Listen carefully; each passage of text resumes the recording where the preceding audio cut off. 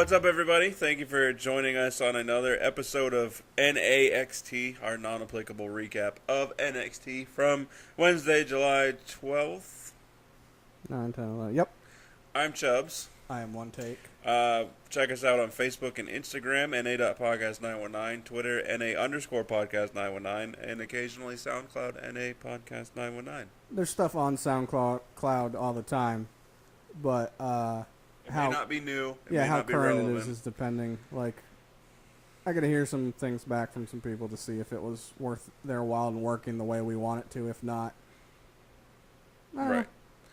It'll still probably possibly be an option. Working on it.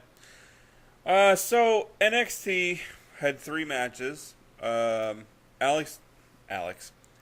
Black defeating Bobby Fish in his debut. NXT debut. He's a year older than me. Bobby Fish. Okay.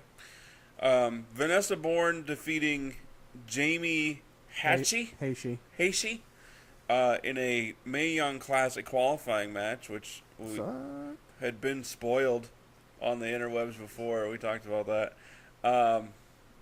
Yeah, that match was terrible. And then Authors of Pain retaining their tag team titles against Heavy Machinery in the main event. Yes. I will say that the Mae Young Classic one, I will say that Vanessa Bourne's finisher was kind of cool. Like, I didn't expect to see that out of her against a opponent bigger than her. Right. I can't explain it. I can see it in my head, but either way, it was a weird sidewalk slam. I didn't see it because the match started off so terribly. It didn't get better. I went and did laundry, and then by the time I was done, it was over. So, which is funny since your laundry is 8 feet away. Yeah, I mean it was, yeah. Either way, basically you could tell that both of them were green, and that both of them don't have the in-ring experience with each other because they were just getting to their spots. Right. One of them usually earlier than the other, or waiting for the other. Yeah, I mean, like their first interaction together, I was just like, this is terrible. It was very deliberate. I also looked at it for what it was. Like, obviously, Vanessa is an ex-cheerleader. Yeah. And she's been in the Performance Center. The other chick was a bodybuilder, and she was the only female wrestler on, I think, her high school team, and she may have wrestled in college as well. I don't remember. Right. I mean, going into the match, you knew that neither one of them is going to win the tournament. So. Right. You know what we should do, because they're doing the bracketology for it, like, next week, I think. Once we get the bracket, we should just do a breakdown, like, do our own predictions. Even though we don't know the majority of them, I don't. Didn't they already start filming it, though? Yeah, but they're not airing it until August. Right, but I mean, spoilers are going to be... So don't look for spoilers? Yeah, I guess. All right, we can do that. I'm figuring, I'll say right now, I figure the winner, in my opinion, is probably going to be, well, I was going to say Hojo, but it's Kairi Sane. Yeah, that's my thought, too. I figure it's going to be her, even maybe Candice LeRae. I haven't seen her in a few years wrestle, though, so I don't... Yeah. And most of the matches I've seen her wrestle were against guys. Right. I actually don't know if I've seen her wrestle another chick. And I felt stupid reading the list of people. Well, some of it, they had some where they changed their names and stuff. Right, which I was like Sarah Logan is Crazy Mary Dobson, and that blew my mind because I don't know. I felt stupid. I want to see somebody in a female wrestler come up at NXT and her name just be Abby. Nothing else, just Abby. Sister Abigail? Yeah. They need to. I mean, come on. It's so simple to just start the ball rolling. Yeah. And you don't even have to make anything come of it if it doesn't pan out. Right. Just name her Abby. Just have a plan. Yeah. Try to work towards it. Right. Yeah. I will say, another thing that I like is, so I'm pretty sure they did it on purpose, WWE, but so Bailey and Charlotte and Becky have been at the tapings. I say I think WWE did it on purpose. I don't know if they're like, hey, we want you to be here, or if they were just like, hey, we got time off, and that's where we're going to be. Right. Type deal. Or if WWE is like, we're going to give you time off on purpose for you to be there. It's probably like, come in and let these girls talk to you. And well, so you know, when they come down the ramp, they've been sitting like right on the, if you're hard cam, the part like right where the they walk up the ring in NXT. Yeah. They're sitting like right there in that corner, closest to the end of the ramp. And Sasha's the only one that hasn't been there out of the four horsewomen because she's in Australia for the promotional stuff for WWE. But what I was going to say is one of the things I liked is they have, I know her name, but not off the top of my head. The chick, she was an MMA fighter, and now she's doing, she's in the Mae Young Classic. Yeah. She's one of the four horsewomen for UFC. Okay. So I don't know if it was after her match or coming down, but she was like kind of in their faces, throwing the four up, and Becky and Charlotte and Bayley were all just like, no, we're the four. So I kind of like it when they do the stuff like that, even though realistically, you know, the UFC one would house every single one of them. Yeah. See, this is why the women need to be on a single brand instead of having the Raw division and the SmackDown division. Oh, okay. I thought you meant their own, and I was like... No, not like 205 Live. But just be on a single brand, because then you could have... I mean, they could do a better female faction than the Welcoming Committee that's no longer... Yeah. Either way. I'm excited that Bobby Fish is in NXT. Oh, yeah, we should probably start from the beginning instead of the middle, eh? I feel like... I don't want to word this. He brings... I don't want to say he brings the legitimacy to NXT, but he brings the grittiness. He brings the things that make ROH amazing to watch. Right. He brings that to NXT. That's why it was kind of nice when they brought Drew back with how he developed after leaving, and then Aleister Black. It just having a different feel to NXT. So it's like you're like, okay, this is a WWE program. You can tell based on things, but the actual in-ring stuff, you're like, it's different, and I like it. Right. That's why I hate that they have 205 being the way that it is. Like when Bobby Fish took the black mask from Aleister Black, sold it like a champ. Yeah, he did. I thought he was dead. I'm like, he really just kicked him in the head, and he's knocked out. Yeah. Like, I mean, they guys like that help. Yeah. They help selling the stuff, so even though we all know that it's scripted and whatnot, it makes you go, whoa, was that a fatat? Because, I mean, growing up, when you're a little kid and you're watching wrestling, it's like, this is real, this is great, this is awesome. And then, I mean, you find out that it's fake. You find out, yeah, it's scripted, and then you're like, it's real to me, damn it. And then you're, right, but then you're like, yeah, this is still entertaining, I get the purpose, I enjoy it. But then you get guys, like the Ring of Honor guys. Or like if you watch New Japan. And they have, like the strong stop Nakamura. Yeah, they bring a realness. They make it legitimacy keeps popping into my head. They make it look and feel like a real fight, yeah, even though it's done safely. Right. Like the elbow throws to the side of the shoulder and neck area, they're actually making contact. Yeah. Opposed to I always bring up John Cena, even though he's not the only one to do it, but the John Cena punches where he's like 4 feet over their head. Yeah. Or his 5-knuckle shuffle where he clearly misses the person so ridiculously far. That he does. But yeah, no, I'm excited to see Bobby Fish. I'm glad that they're bringing in other guys too, like Kyle O'Reilly, who I think will debut on the Go Home show. Yeah, it's been taped, but I found out a spoiler by accident that I didn't want to. Not about him, but just in general. Knowing that Leo Rush is done with his indie dates on August 5th, I hope he comes to NXT. It's been all right. So I heard, we could say it for the rumor show, but we'll just talk now because we want to. It's NXT. Okay. There was a rumor that WWE actually offered him a contract already. Yeah. And he turned it down because it was for 205 Live. I don't know how true that is because I've seen interviews with him and heard interviews and read interviews. And he has said that 205 is one of the things that has been driving him to keep, like, trying to get better, because no matter where he goes, he keeps hearing, you know, the cruiserweight division in WWE, they're the best, they're the upper echelon. And in his head, he's just like, I'm Leo Rush. I'm 23 years old, and I'm taking this by fire. Yeah.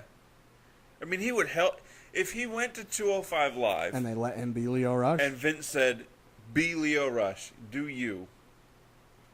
It would help it a lot. I honestly feel like they could. Because the matches of his that I've watched, it's not like his style is dangerous. You know what I mean?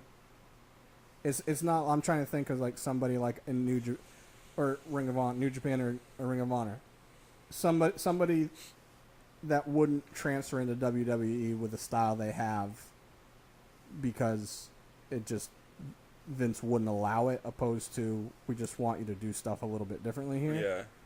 Two people that come to my mind that in NXT they'd be fine. On main roster, no? Briscoe brothers. Yeah. Because of how hard hitting they are. Right. And the way they do stuff, and even their promos and stuff. I don't feel they transfer to main roster very well and still be effective as their characters.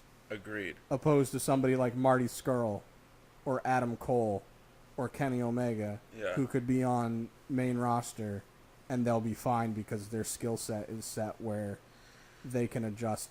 See, I would rather all these guys go to NXT. And then Kenny Omega's the only one I don't want to go to NXT, only because of AJ Styles. Let NXT add a mid-card belt. And an hour to the show. An hour to the show. Make it live. I can still deal with the tapings just because it's the Performance Center, and that's... Yeah. But what if they do this? And I'm just saying this off top with no real thought process behind it. What if they do a 2-hour show, 1 hour's taped, 1 hour's live? I know that sounds weird. That sounds really weird. I know it sounds really real, but just for the thought process of you still have the hour show for the Performance Center portion for practice for everyone like it's supposed to be, like production-wise. Yeah. But then you get the live aspect as well. I mean, don't sell it as it being like one conclusive show. Just be like, all right, recorded part ends, we're going live now, or vice versa. I'm not saying it's a good idea, it just popped into my head. Yeah. The thing is that the main rosters for Raw and SmackDown are both oversaturated with talent at the moment. Yep. So you bring in Kenny Omega and Adam Cole and Leo Rush, and War Machine, and Young Bucks, and just anybody that you can think of. They're gonna get put into this. They're gonna get lost in the shuffle. Yeah, especially with NXT, with there being NXT even more so. Actually, I don't want to say more so, because the way the NXT does it is they generally, the way I've seen it, is they try to time it where guys are going when new ones are coming in. Yeah. So like Drew McIntyre, he was getting his build up that way. He'll get the championship reign, or he'll end up possibly winning the championship at the time where Bobby Roode's gone. Right. And then it'll be somebody else in the fight with McIntyre or other people building up while McIntyre has his reign. And then by the time they're like, all right, we're ready to bring McIntyre up, they're going to have a new person, coming in. I feel like they've done a decent job of timing that in NXT. But in the same, they're signing in bigger clumps now. Yeah. Opposed to the other problem one too, and two here and there. The other problem too is that you're bringing in these guys as these other guys are going out, and now there's a happy medium between NXT and the main roster, where the main roster is oversaturated with talent. Right. NXT, you're keeping it somewhat dry as far as talent's concerned because you're constantly saturating the main roster. Right. You know what I mean? So, like, let Bobby Roode lose to Drew McIntyre and then stick around NXT for a while. Yeah. So that other guys coming in, sort of like you could have them, rather than drop the title and then go to main, they drop the title and then just do, like, a free fall through the rest of the roster. Or you could just, all right, so obviously, because then you have them putting over these new guys that are on their way up, right, as they're on their way out to the main roster, right. Have some new feuds, yeah. Get them some hype on the brand, even if they're known wrestlers like Adam Cole. Right. I mean, I'd like to see Adam Cole versus Bobby Roode, not for a title. I contradict myself sometimes, but it's because I feel like there's a gray area, and I feel like people should understand it without it being stated, but not in today's society. There are plenty of matches that do not need a championship involved in order for it to be a legitimate feud and for it to make sense and for it to be good. Right. Like Brock Lesnar versus Goldberg didn't need the championship. Even Samoa Joe versus Brock didn't, technically. No. It would have been a good. Yeah. It helped, but it didn't need it. Yeah. But then there are ones, for example, that without a championship belt involved are lame. And some of it has to be with, some of them happen to be filler feuds. Neville and Austin Aries, outside of a cruiserweight title, would have been not needed. Right. Seth Rollins, Bray Wyatt. Right. Don't need a belt. No, I felt like it did. You felt like it did? Yeah, it just, even though it was Bray's whole, I'm going after the other 4 people that were in the 5-man, the way they did their feud, it just felt, I don't want to say pointless, because obviously it had a point to it, but it felt, I don't know, open-ended isn't right. It didn't feel like it had the gusto. It wasn't just like Bray being, I'm going after each and every other of the 4 people, you're next type deal. Right. And Seth being like, I don't know what the hell your problem is, but I'm going to house you on it. Like, I don't feel like they did a good job of evolving it where I got into it enough. Well, it doesn't help that immediately after that pay-per-view, he came out on Raw, said he was going to run through those 4. Roman should have been last on the list. Yeah, and then he eats the pin to Roman. Yeah. I mean, this would have been a perfect introduction for a TV title. It should have been Seth first for Bray. Yeah. It should have been Seth first. I'm trying to think of the way they could have done it where either way I feel like Finn and Roman should have been the last 2. Even with Joe winning that match? I'm just saying that also based on the rumor that Finn is supposed to still be having his feud with Bray. Yeah. So I'm thinking more of that opposed to... Bray could have come out at the end of that Joe Brock match and hit Joe with a Sister Abigail. Yeah. Just picking the pieces. Yeah. Which I wish they'd do more of. Like, hey, don't forget I said I'm coming after everyone. Yeah. Bray Wyatt doesn't even have to be used necessarily in matches with all of these people. Nope. Immediately or even long term. He just needs to show up, hit the Sister Abigail, and then he's gone. Even need to, you know how simple it is? They don't even need to have that. Have his little quirky thing hit. The lights go out. The lights go out. Yeah, Hoddle like that one. I can say. The lights go out, come back on, and in the ring on the top, one of the top turnbuckles is one of the masks, the sheet masks. Yeah. Something as subtle as that. Or his hat, or the rocking chairs ringside. Yeah, down at the bottom of the ramp, just rocking. Yeah. Anything like that. You don't even need to have Bray there to make it make sense. Right. And just have it so it's like, remember what I said. Yeah.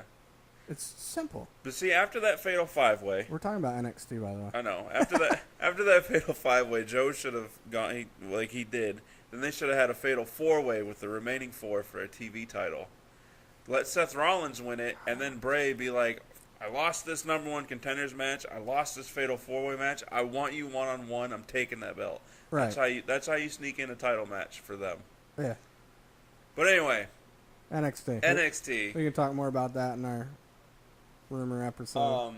We talked about Bobby Fish. We talked about the women's match. Heavy Machinery, Authors of Pain, granted, was not an amazing match.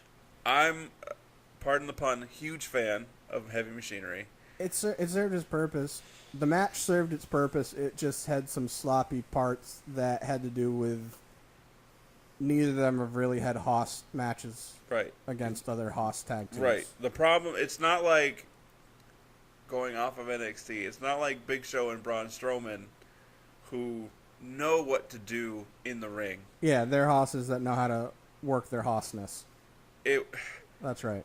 Hossness. This tag team match should have been It's a feud Braun Strowman, Big Show-esque. Yeah, it's one that can evolve and get better, especially once Heavy Machinery gets some more experience. I mean, if they have a takeover rematch, I expect it to blow the roof off the place.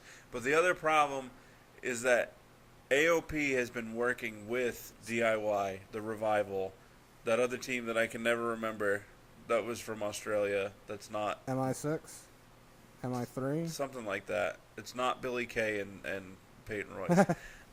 Very funny.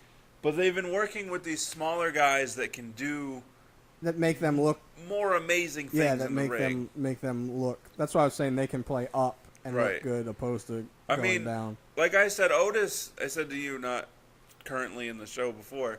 Otis sold the hell out of that DDT. Like he took the spike DDT, did a headstand with it. I thought they did a good job overall with what they were given with their experience. Yeah. But I didn't watch the match and go, wow. Yeah. I watched it and went, oh, okay. Like you said, that DDT was sweet. And then I know the name of the move. I can't friggin' ever remember stuff when I need it. Otis did it to, I think it was Akam, where he had him up like he was going to do a body slam, but instead of slamming, it was his press slam. Is that what it is, basically? It's like the world's strongest slam by Mark Henry. Yeah, but he put a little extra stank on it because he like picked him up a little bit, and it showed Otis's strength. Oh yeah, and it was very fluid and it looked really good. It actually was a move that looked like it could have hurt, which I like. Right. Which taking the bump probably did, but no more than your normal body slam bump. Yeah. But either way, I like that. I thought other dude did a decent job when they ended up singling him out for a while. The parts that I'm talking about is they do this with a bunch of people. Usually it's with the Hosses, but they do it with other guys. When they're evenly matched, they try to sell it as such. So they do you bounce off the rope, hit the guy, and he doesn't move. Yeah. They did it poorly, in my opinion. Because instead of them going like shoulder to shoulder, chest to chest, they were too close to being face to face when running into each other. And I don't know if it's because they were trying to be. I thought they went with a clothesline. They did eventually. I don't remember the other part. I just remember the clothesline, or attempted clothesline. Yeah, well, they did like the shoulder to shoulder, and then Akam or Razar, however the hell you say his name, he bounced off the ropes, came, and it was more of like you're saying the clothesline, but instead of it being like an out wide one like they normally do, where it's just like kind of shoulder to shoulder, it was like sternum to sternum, shoulder out, and it just, I guess you could say technically it made him look stronger because you're putting more of your body into more of theirs, and he didn't move. Right. It looked sloppy. I'll have to rewatch because I don't remember it being like that. It looked sloppy to me, and comparative to other ones I've seen, it looked out of place. Not in the match, but they looked out of place, like they weren't hitting spots right. And but it did better. It built up. They got better. They got their flow going. The ending of the match was better, in my opinion, because after the match, Sanity came out. Yeah. And then paper started falling from the ceiling, and everyone was like, what the hell? So, here's my question about that. Dane is supposed to fight McIntyre next week for the #1 contendership. Right. Has NXT showed their hand? I mean, I know they have because the results for like the next 3 weeks have been taped. Right. They're out there on the internet. Right. If you want to know them, you can go look them up. Right. Dane is going to fight McIntyre. Right. And now you're also telling me that Dane and Wolf are now going to challenge Authors of Pain? So there's no way... Or Eric Young might be thrown in there as well. There's no way... He doesn't... He just hasn't been there because he's been out because his mom died. So. But Wolf and Dane are the tag team of that faction. No, I agree. You're right. So... But NXT has essentially showed us that McIntyre is going to beat Dane. Right. And then Dane and Wolf are going to challenge Authors of Pain. Right. Probably at TakeOver. Right. Which will help Authors of Pain because Dane and Wolf are good, more experienced than... And at least Dane's a Hoss. Heavy Machinery, right. So they can get a match with a good, experienced Hosser. See, this is the match where I want to see War Machine come out. So good, dude. You want to know what I want to happen, which I already know is not going to, but would be great. And you and I have talked about, well, what my ending for this would be, is you. All right, so Damo is facing McIntyre for the number one contendership next week. Killian Dane, yeah. Yeah, Big Damo. Yeah. He beats McIntyre. This is fantasy, by the way. Right. This is not what's going to happen. Do you want to save this for a booking episode? And we can go more in depth to it. I mean, basically, what I wanted to do is have or this could just be eventually, maybe not even right now. Have it where Killian or even Wolf wins a number one contendership. They face the champion. They end up beating the champion. And then at the same time, you could have other Eric Young team up with one of the other ones, win the tag belts. See, I'd rather have Eric Young win the... Wait. Okay. And then have the Freebird rule. So Eric Young is just part of it because it's his faction, more or less. Right. So the other two will be the ones that are the tag champs, even though he was in the one that won it. And then what I would want to see is, and some people are going to say this is lame, I just think old school values for me, I like it, is if it whoever it is that has the championship, the singles championship, has a match with Eric Young, and since it's either Wolf or Dane, they instantly just lay down and let him pin him, and they keep the belt, obviously, in it. Yes, they already knew you were going to do that. That's for me, so lame. It's always been lame. No, I look at it as a respect thing where I won this. You are a leader. You deserve it. You have it. Or they can just have a hellacious match, and at the end of it, after kicking the crap out of each other, then it's the person's like, you know what? We got our match. We gave them their money. I'd rather see that because it fits Sanity better. I feel the other thing does just because they're so quirky and you never know what the hell they're going to do, so it's... Oh, that's Kevin Nash and Hulk Hogan in WCW. They did it more so to get heat and to be assholes. Hogan poked him and he fell down. I remember. I don't want to see that. For Sanity being as crazy as they are, they're like, we're gonna have a match, we're gonna beat the hell out of each other, and afterwards, you're still the leader of Sanity, Eric Young. I'm still Dane, Beast. No, and I'm not saying you're wrong. It's just the way my brain works. Like the Hogan one, it was literally done for heel heat to intentionally piss people off. Yeah. It was done to be annoying. Right. And that's what they wanted, and that's what they got. Opposed to my thought behind it is if they did it and worded it right, it would just be a matter of other Wolf or Dane saying, "You're our leader. We respect you so much." So why not do when? I'm not saying I wouldn't rather see a match. I'm just saying for the respect aspect, for me, it pays more homage to your leader. So in '97, Stone Cold Steve Austin had won the Intercontinental title. Yeah. He said he didn't want it anymore. Gave it to The Rock. I don't remember that. Why not just do it that way? Why not he just say, listen, you're our leader. I want it for you. Yeah. I would rather see that than I'm just going to lay down and let you pin me. No, I can deal with that. Because but laying down and taking the pin makes him be like, I'm your bitch. Whereas handing it to you says, listen, you're our leader. I got your back. You got my back. We're going to war together. I don't look at it. Laying down and taking that is a pecking order. And when you're in a faction, there's a pecking order. It's like a wolf pack. Everyone knows who the alpha is. Everyone knows who the omega is. Everyone knows who the little draglodites are. Yeah, I guess. Okay. I'm nodding and shaking my head at the same time. No, I get what you're saying. I look at it differently because I don't look at it as I just lay down and it's a bitch move.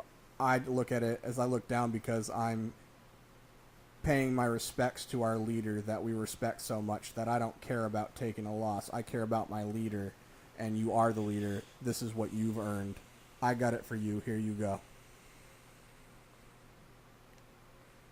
Okay. I'm looking at it more of a real life aspect opposed to a written storyline aspect.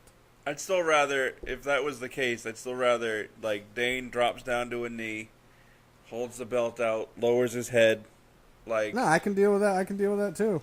Opposed to eating the pin, I can get behind that as well. And the process behind that as well is controversy. It'll add controversy to it because it'd be like, well, Eric Young didn't win it. We need the belt's vacant. So then it could just be like, they could have it where it's like, since Eric didn't earn the belt, he'd either have to like have a match every single week defending it to like earn it, like all the top competitors, like just putting him in matches, be like, you didn't earn it, so you have to have all these matches, type deal. yeah.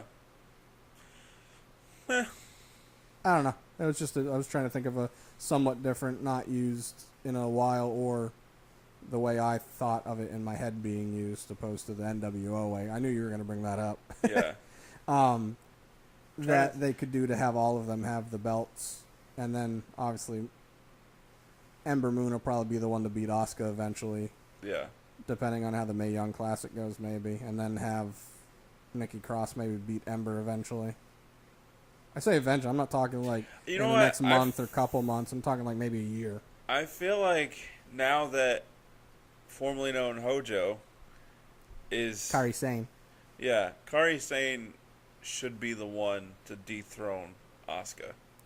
This is probably going to sound weird, but you really think they're going to have one Japanese champ transfer into another Japanese champion? Why not? They have white champions transfer to other white champions.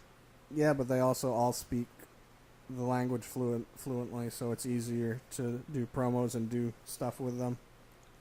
I mean, Asuka's not that great at English. Yeah, neither's Kairi. Held it for ever. I don't know.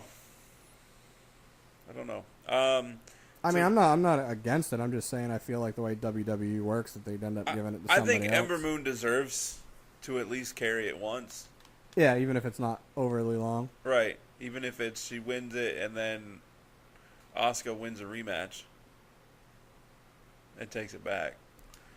I hate when they do that, because then there's another rematch and it's just...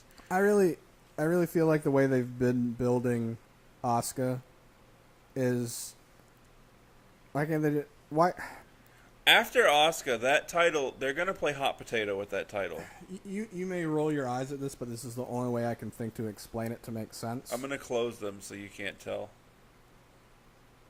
The only way I can think to explain it is, or comparison, maybe you'll have a better one, is Undertaker's WrestleMania streak. Okay. Obviously they ended it, but I feel like with the way he was built and the way, and they're not comparable, it's just the only wrestling scenario I can think of, and the way they've built Asuka's story and being undefeated and being the undefeated champ, I know the thought behind it is that means that the person that beats her is going to make them look better. I still like our thought process of her just being like, I'm done with this championship. Here, have it. I'm going to bigger and better places. And they send her to Maine undefeated. Okay, but how are you relating this to The Undertaker? Because I feel like it's the same thought process where they built it up, wanted it to end, but nobody wanted to take the bait. Right. And everyone's like, it's Undertaker. So they shouldn't have ended it. Not really. I feel like they either shouldn't have, or if they did, it should have been... It should have been Bray Wyatt. Yeah. I mean, it made sense and realistically for it to be Brock, just because, like, even he's like, I'll do it, I don't give a shit. Right. So I get it, but when you have a predetermined scripted show, why it's okay to, it's not like he never lost a match, period. It was just right. the main event, the WrestleMania, the big show of the year, he didn't lose. Why not keep that going and just have it where it's just like he loses at other ones, but there's something about WrestleMania where he gets to dig down deep and just fights through it. Right. And I also get the point behind, somebody beating him it adds to their legacy or whatever you want to call it. So I'm just saying, with the way they built Asuka up, just have her go out as undefeated. And I don't know how they could eventually have her take a loss. I mean, she will on the main roster, but probably not for a while. It'd be funny if our first one on main roster was a loss. I'm trying to remember. Yeah, but we're rambling about nothing that has to fully do with this episode. So Johnny Gargano's back. Oh yeah, we forgot to talk about that. That's right. You didn't have the issue with his promo that I did. I went back and rewatched it. Well, I rewatched it on YouTube, so it was edited a little bit. Mm-hmm. It was still, like, it wasn't enough where I was like, oh god, that ruined it. But I was like, that was a little bit weird, but whatever. I just felt like at the end of it, I feel like we didn't even watch the same NXT. At the end of it, he's like, whatever happened with Ciampa, it's in the past. I need to move on. I need to become Johnny Gargano again. I need to become Johnny Wrestling. Yeah. And then he was just kind of looking around like he was expecting something to happen. I didn't notice. And he was holding the mic weird, like he still was going to talk, and then his new music hit. It was almost like he wanted to say something else. So it's like, nah, I'm done. I forgot. I'm pretty sure we watched different NXTs, minus the the women match, because that one was equally bad in our opinion. Well, we look at things differently. Yeah, but not all. I break that when it comes to stuff like that. Like, we have a lot of the same thought processes, but when it comes to actual viewing and absorbing, we look at things and view things differently. I look at things from a completely different aspect and breaking things down. Right. Opposed to you, for the most part, take them at wholesale value, and I'm busy thinking about angles and this and that, and why he looked this way, did that. I'm typically the guy that, when watching a movie, can point out editing mistakes, as you are. You more so than me. So it's not like these things go unnoticed. They're not lost on me. It's just, I'm saying that I may have been looking more deeper into it than you were. You were looking at it and going, all right, it's Johnny. He did this. He said this. I know what his point is. He was just saying he's now Johnny Wrestling, new music, new person, going back, blah, blah, blah. And I just looked at it as, was he going to say something else? And I think he should have kept the DIY music, and Ciampa should get new music. Well, he's going to anyways, but... Is he? Why wouldn't he? I mean, why would one of them not keep using it? Because it was tag team music, and they're not a tag team anymore? Roman Reigns still uses Shield music. That's because it's Enzo and Cass. Enzo still uses the Enzo and Cass music. Well, that's also because that's Enzo's music, because he's the one that's in it. Yeah, but they weren't singles before in WWE. If Cass had a part in the music, in the song, I'd 100% agree with you, but since it's Enzo doing it, makes more sense for it to be his. Right, no, I mean, I totally get it, but alright, so Roman Reigns still uses the Shield music. Which is stupid. Right. Well, is it? Yes. Because he's the only one out of the three that kept their faction's music. This is one of those times where I don't even have a point in this argument. It's just, I'm just trying... The DIY... I mean, Johnny's going to get a pop anyway. So DIY was a tag team brand. It's not like DIY started out as Johnny Gargano. Right. And it turned in with Ciampa, and they became DIY. But they got huge pops as DIY. Yeah. So keep that music for the face so that they can keep getting the huge pop, rather than having people need to start learning new music. Or learning to recognize a new song and associate it with Johnny. It's going to take like 1 week. Maybe 2. I mean, he's not going to be used that much. He's going to be on a show once a month. So for us watching at home, we're going to see him once a month, versus people I mean, obviously people there are going to see him more because they do the tapings and... Also house shows, and they still travel. I think he should have kept the music. I get what you're saying. I don't agree, but that happens. What else was there? Velveteen Dream had an interview where he blew off what's her name? Who cares? Again. You know what? I'm trying my best. Like, so I watch. I know podcast is audio, but when I say watch, it's because it's on YouTube. I watch other podcasts of wrestling stuff, and there are other people that like Velveteen Dream because they feel like he's so weird and quirky that they like it. And they think that he's having enough fun with it where they like that. And I'm just like, I can respect that, but I don't know what it is about his character that it doesn't do it for me. I don't connect to it at all. There's nothing he says or does where I'm like, that's funny. Right. I mean, technically that means he's doing his job because I'm guessing he's a heel. So he's getting his heel heat out of me. Yeah. So when I have an issue with like a gimmick or whatnot, I try to compare it to similar ones, or as close to similar as I can. Dalton Castle is the only one that I can think of that I can compare it to because they're both overly feminine, do some feminine-ish things. Yeah. Yet I find Dalton Castle hilarious. I laugh every single time.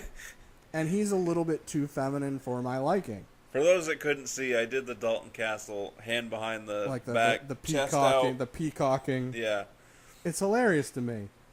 Like last week's match in Ring of Honor. Yeah, where he was pretending like he was going to do a backflip and he was just bouncing up and down like he was stretching. Yeah, and then he just went and chopped Flip Gordon. Yeah, like just even that, his little peacock thing. Even when he does his weird duck lips, which it kind of annoys me, but his face makes me laugh.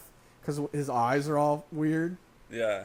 Opposed to VD, the Velveteen Dream, it comes off... I guess it comes off the way it's supposed to because he's... I don't know that he's a heel. I'm just guessing with his promos that he's supposed to be a heel. Yeah, he is. No other heel is going to talk to like the robots like that. The interview bots. So, I guess it's technically doing what it's supposed to and serving its purpose. But I can look at somebody doing heel stuff and at least connect to it or respect it. Kevin Owens. Even AJ when he was on his heel run. Yeah. Rusev. Like, obviously I'm not a foreign Bulgarian, yet I can respect and get behind what Rusev is doing because I get it.